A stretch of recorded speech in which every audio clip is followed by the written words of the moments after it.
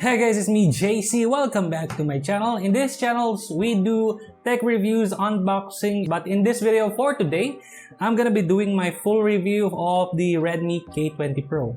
I have been using this for 2 weeks now, and I think it's enough time. I think it's more than enough time for me to share my thoughts with this device. Let's first talk about the build quality. This thing is built like a tank. It's my first phone from Xiaomi that has metal or stainless steel with glass in both front and back. Now my first thought was it's a bit scary. One thing is because it is fragile.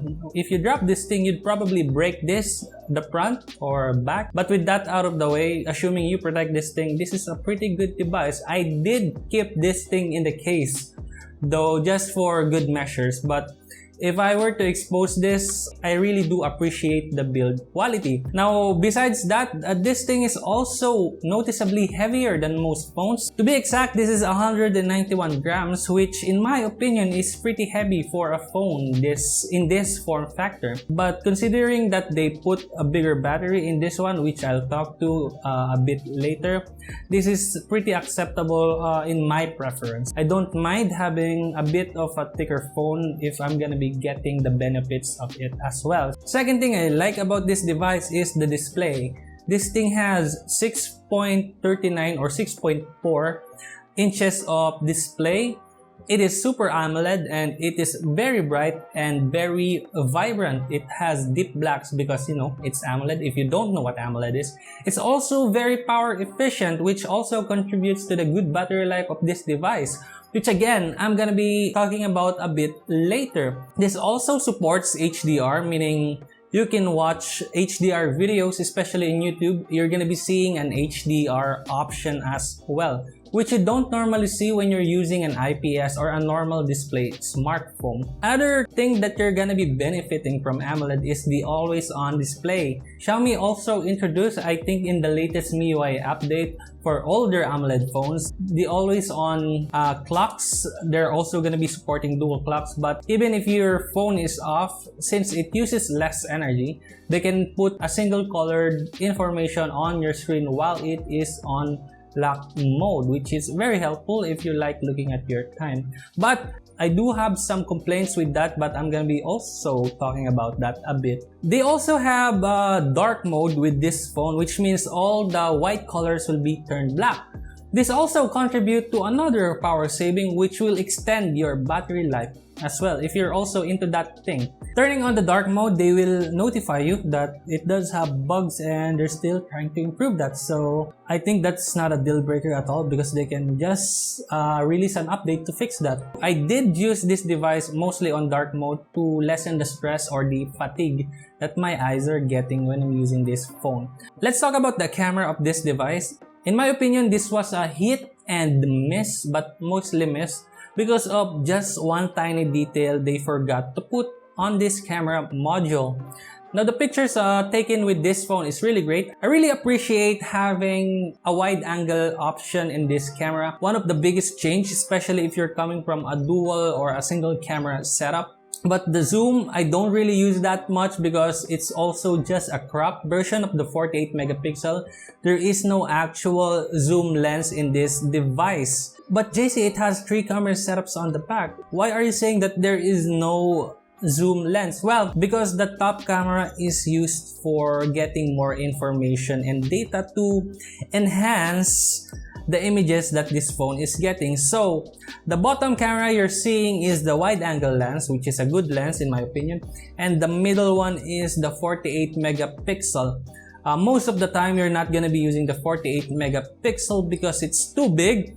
They will downsize it, which has its own benefits as well, since it's pushing the pixels down when you're taking a picture from 48 and then they're converting it to 12. What it does is it creates a much more sharper image in theory. But if you want to use the 48 megapixels, you can do so by just swiping left. It does have a 48 megapixel option. Now the quality, what can I say about the quality? This is where the hit and miss comes in. The quality is actually really good for this phone. It's not up to par with Pixel phones or Samsung, I did test this one. I'm too cheap to buy my Samsung phone, so I did went to a Samsung store. The Samsung one was a bit sharper and has more details, but let's not talk about that. The camera is pretty decent. It's very passable, especially if you're just posting on social media. You do get a slightly better image once you installed the Google camera port. It is now available. I did manage to test that. I think I need to make a separate video with regards to the camera using stock and Google, but in my opinion, it's still much buggy than useful. When you switch to video mode, it will crash the app, so it's not yet that useful. Let's wait for a much more stable release. But other than that, I do like the quality if and only if you're in a controlled light environment. Those are indoors or restaurants or malls, but if you're gonna be shooting outside, this is where the cons come in. The photos and videos that comes out of this phone, like I said, even if they're okay, you will be noticing a lot of glare, especially if you're shooting outside on direct sunlight. You can find a way to minimize this by just shooting away from the sun, but then again, it was on post where I realized that the photos I took has glare. So if you're shooting outdoors, it's really hard to see if the ones you're shooting right out of the screen has glares. The camera on this thing does not have optical image stabilization, which means taking photos requires you to be completely or perfectly still, and walking and taking photos does not really work because it's very shaky. That's why I said the camera was hit and miss, so they could have added some little features that could have made the camera a much more better experience to use. The Redmi K20 Pro can shoot 4K up to 60 FPS in both sensors on wide and the regular 48 megapixels.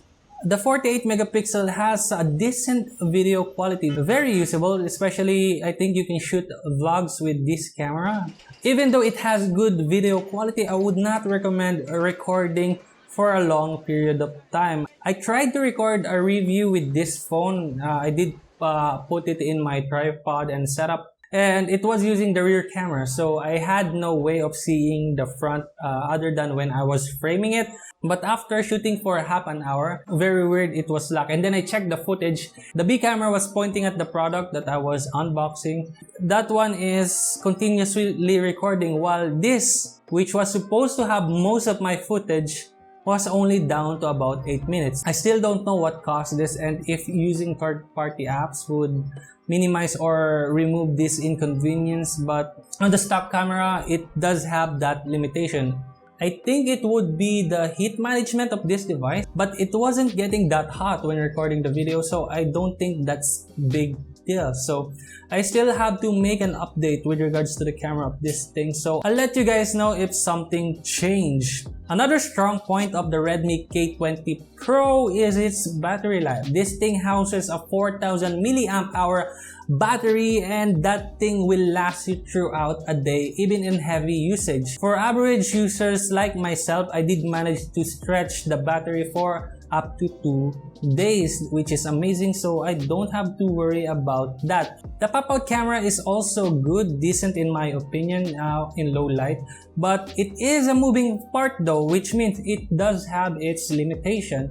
Xiaomi advertised that the pop-out camera can go up to 300,000 times. Even if this device only has 100,000 cycles of pop-out camera, I don't think no one would do that on actual usage. That's why I'm not really concerned with the pop-out camera on this one, because I don't really use it that much.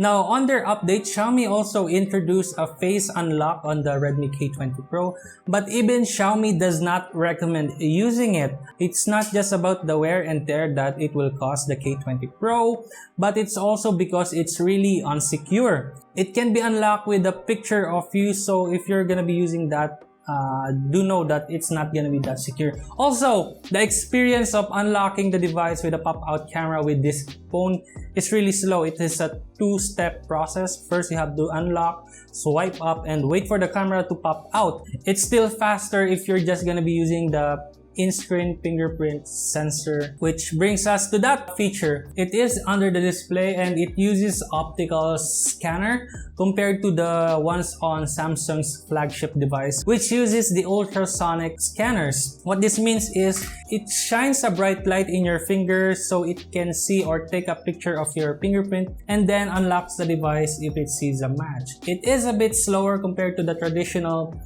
setup that we have on the back, but in my opinion it doesn't really matter as long as it does the job well and fast. It's not that inconvenient, but if you're the person who wants things to go fast, this thing is a tad bit slower when it comes to unlocking the device. Speaking of performance, this thing has Snapdragon 855. This thing is the cheapest phone right now with that setup. It also comes with 6 gigs of RAM, but in my setup I do have the 8 gigs version, and I think they also are planning to release a 12 gigs version as well, which is weird because who uses that much RAM? I don't know. But in my testing, the 855 performed well. I never experienced any lags, especially when playing heavy games. I tried Fortnite, I played PUBG, all on maximum settings, and this device can handle it really well. There is no complaint in that. It's really fast, even the UI. Opening apps is very fast, no hiccups in that. But yeah, what do you expect? This is 8 gigs of RAM and a Snapdragon 855. Gaming is also good with this device, so even if I was recording on this phone, and yes, MIUI does allow recording of your phone while you're using it, while gaming, it still performed well. I was expecting a performance hit since it was doing two things at the same time, but it didn't. Playing this thing is very smooth, no hiccups. It also has the ultra settings. I don't know why they still don't have HD Ultra on PUBG, but once that comes out, I'm sure that this thing will have that as well. The Redmi K20 Pro has some other features as well. It does have NFC charger, Quick Charge 4.0, but you only get the Quick Charge 3 charger out of the box, so you do have to get the separate 27-watt charger. Now with other phones, my previous phone has the notification light on the front, so you can see it blinking and you have notifications without opening your screen. But with this one, the notification light was weirdly positioned on the top, which is really weird. So if you put down your phone, by default, you're not gonna be seeing the top of your phone unless you turn it around, which you think, hey, that's probably the best solution. But in day-to-day usage, it adds an extra step to the process, which is really weird because this is where I noticed that I really rely on notification lights. I don't want to open my phone just to check for notification. I want to be able to just look at a glance and know that I have notifications. I first thought there was a solution to this. Like I mentioned, it has an always-on display with a clock. Even though it showed notifications when it does that, the always-on clock, or what Xiaomi calls is ambient display, is actually not always on. If it detects that you're not, or if it's in a dark place, or it's not doing anything for most of the time sitting on your table, it will turn off eventually. So using that as your notification light or identifier really doesn't do much. It's a weird complaint that I have, but I think most of you guys can relate if you're using the notification light just like I do. Now, even though this is USB Type-C, it does not use USB 3.0. It's still using the inferior USB 2.0, which means if you're gonna be using this to shoot your vlogs or shoot a lot of videos and photos, trying to download those in your computer will take some time. In my testing, I got around 30 Mbps of transfer speed, but that might not be a big deal to some because you could just wait. But I think it was worth mentioning in this video since I was used to getting 100 megabytes per second with my SD card reader, that I found it weird that downloading a couple of gigs took longer than expected on this device. So who should buy the Redmi K20 Pro? For the price of around $400, you're gonna be getting 6 gigs to 8 gigs of RAM, 128 gigs to 256 gigs of storage depending on your configuration.